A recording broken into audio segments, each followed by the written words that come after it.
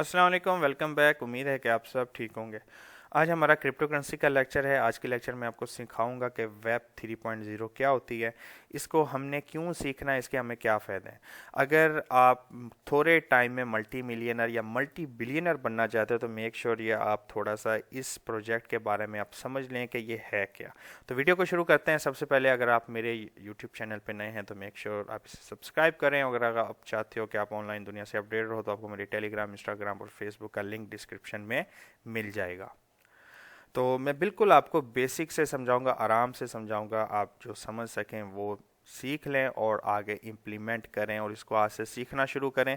ये एक ऐसा प्रोजेक्ट है कि आपके आने वाले फ्यूचर में आप बहुत शॉर्ट टर्म में एक मल्टी मिलियनर बंदे बन सकते हो। ठीक है, तो सबसे पहले हम जानेंगे कि वेब क्या होती है। What is web? वेब एक इंटरनेट है जहाँ से लोग अपना कंटेंट डालते भी हैं और लोगों के कंटेंट से फ़ायदा भी उठाते हैं। ठीक है, वेब का सिंपल अल्फाज आप इंटरनेट समझ गए होंगे। अब आ जाता है कि जी कि what is the web generation. Generation क्या है? हर चीज़ की एक जनरेशन होती है। ठीक है ना, जैसे आपके दादा थे, फिर उसके बाद आपके वाले साहब आए, आप बाद में थर्ड जनरेशन अभी है।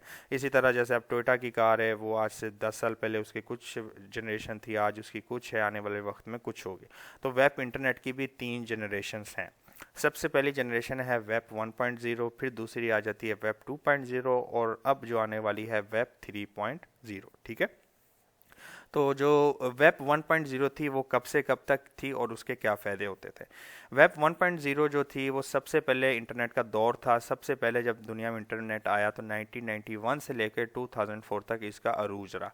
इसमें हमें क्या फ़ायदा होता था? हमें ये फ़ायदा होता था कि हम जो है खाली जाके किसी चीज़ के बारे में सर्च करते थे, उसके बारे में आर्टिकल आ जाते थे और जो है हम उससे चीज़ों को एक्सेस कर सकते थे, हम चीज़ों को पढ़ सकते थे, समझ सकते थे।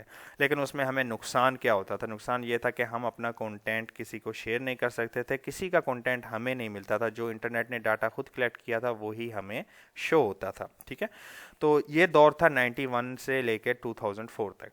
उसके बाद 2004 से लेकर आज तक एक नेक्स्ट जनरेशन जो इसकी आई थी वो है वेब 2.0। अब इसमें क्या हुआ? इसमें अपग्रेडेशन ये हुई कि आप अपना, पहले आप क्या करते थे, खाली डाटा जो है पढ़ते थे या कंटेंट पढ़ते थे। इसमें क्या हुआ? आप अपना कंटेंट अपलोड कर सकते हैं, अपनी वीडियो अपलोड कर सकते हैं। फिर बाद में आप जो है इसमें एक नई चीज़ ला सकते थे। लोगों को जो है, लोगों ने, फिर कंपनियों ने क्या किया, जो कंपनीज थी जैसे फेसबुक, अमेजोन, फिर लोगों ने आपका डाटा कलेक्ट करना शुरू कर दिया। डाटा कलेक्ट करने के बाद फिर उन्होंने एडवर्टाइजमेंट वैसे की, जैसे कि आज आप फेसबुक अपना ओपन करते हैं तो आपके इंटरेस्ट के मुताबिक जो है चीज़ें आपके सामने आती है। आपके इंटरेस्ट के मुताबिक आपके सामने जो है एड्स चलते हैं। आज मैं अपना फेसबुक खोलूँ तो उसका इंटरफेस, उसके फीड्स कुछ होंगे, आपका फीड्स और सारी चीज़ें कुछ होंगी। तो इसमें हमें प्रॉब्लम क्या फेस आई? हम यहाँ पे फ़ायदा तो ये हुआ कि हम लोगों ने पैसा भी कमाना शुरू किया, कंपनीज ने पैसा कमाना शुरू कर दिया कि लोगों के डाटा कलेक्ट किए, उनके इंटरेस्ट को देख के उनको मार्केटिंग की, लोगों ने प्रोडक्ट्स वैसे बाय किया, सर्विस वैसे बाय की। लेकिन इसमें जो है हमें एज अ कंज्यूमर या एज अ, हम कह रहे हैं कि जो है कंटेंट क्रिएटर, हमें फ़ायदा और नुकसान क्या हुआ? फ़ायदा तो ये हुआ कि हमारा कंटेंट दूसरों तक पहुंचा।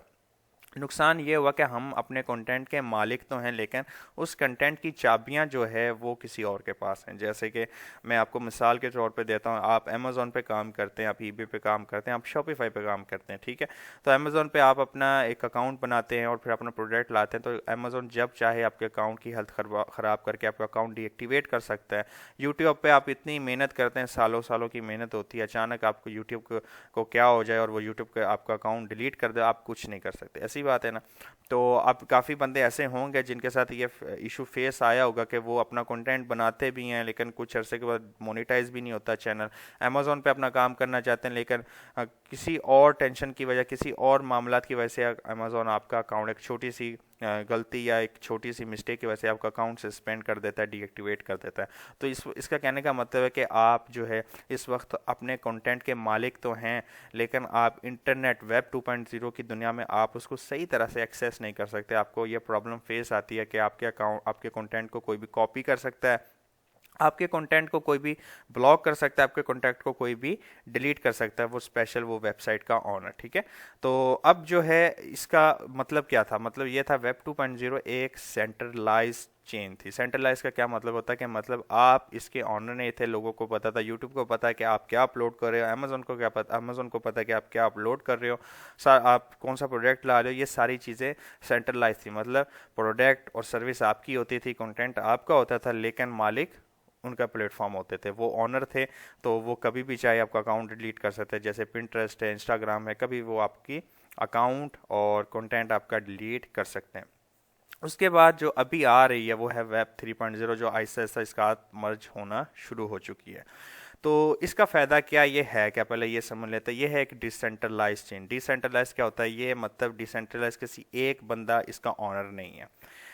तो ये ऑनर नहीं है, तो मतलब इसका फ़ायदा क्या है, ये क्या चीज़ से कनेक्ट है, इसे कहते हैं ब्लॉकचेन टेक्नोलॉजी। ब्लॉकचेन के बारे में आपने काफ़ी नाम सुना होगा, ब्लॉकचेन, मेटावर्स, वेब 3.0, ये नाम आपने काफ़ी सुने होंगे, लेकिन आपको समझ नहीं आ रही होगी कि ये है क्या। ये एक ऐसी चेन है कि जिसमें आप अपना कंटेंट डालते हैं तो आप उसके ऑनर होंगे, कोई तीसरा बंदा उसको हैक नहीं कर सकता, उसे डिलीट नहीं कर सकता, उसे कॉपी नहीं कर सकता। ठीक है, क्योंकि ये ब्लॉकचेन सिस्टम में ऐसी टेक्नोलॉजी होती है कि आपका कंप्यूटर है उसमें भी ये चीज़ सेव है, किसी और बंदे का कंप्यूटर है उसमें भी सेव है, किसी तीसरे बंदे का, और इस तरह बनते बनते एक ब्लॉक चेन बन जाती है। यानी मतलब आपने चेन देखी होगी, जिसको हम पंजाबी में संगल भी बोलते हैं। ठीक है, तो इस तरह की एक ब्लॉक चेन बन जाती है जिसमें आपका डाटा कोई हैक नहीं कर सकता, कोई उसे चोरी नहीं कर सकता, कोई कॉपी नहीं कर सकता। तो इसमें होता क्या है, इसमें होगा क्या, वो हम थोड़ा सा इसको समझते हैं आसान लफ्ज़ों में।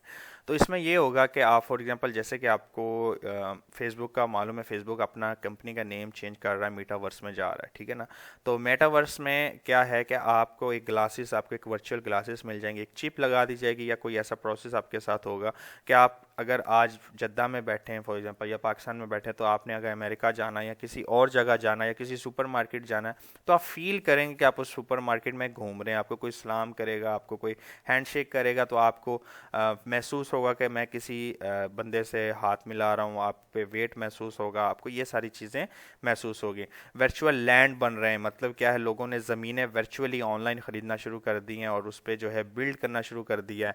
जैसे कि आपने एनएफटीज़ के बारे में सुना होगा, क्रिप्टो के बारे में। क्रिप्टो एक छोटा सा पॉइंट है वेब 3.0 का, लेकिन आपका इसमें ये फ़ायदा होता है कि आपका कंटेंट सेफ होता है, आपका जो प्रोडक्ट है वो सेफ होता है, आप चीज़ों को जो है अच्छी तरह से यूटिलाइज कर सकते हैं। अब हम हमारे अंदर दिमाग में एक सवाल आता है कि हमने इसको इनरोल कैसे करना, हमने इसको सीखना कैसे। हम तो एक बिगिनर हैं, हमें तो अमेज़ोन की सही तरह से समझ नहीं आती, ये वेब 3.0 एक ब्लॉग कैसे आ गई।